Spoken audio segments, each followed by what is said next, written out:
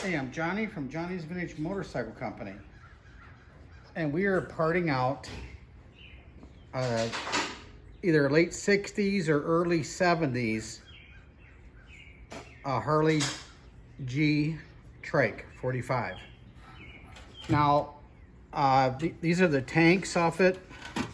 Now, these are later tanks because it has the fuel valve right here. Okay, so underneath here, the fuel valve goes right here. And there's really no major dents in these at all. But you can see this is very poor storage and looks like they've been burned or something one time. I've not tested them to leak. I can't poke a hole through this, but that does not mean it's solid, but it appears to be solid. So it doesn't look like it leaks. Now, I think these tanks are correct, maybe up till 73 or so, but I don't know SERVI-CARs. And here's the oil tank, and these hardly ever rot out. Anyway, got a place for the emblems and everything.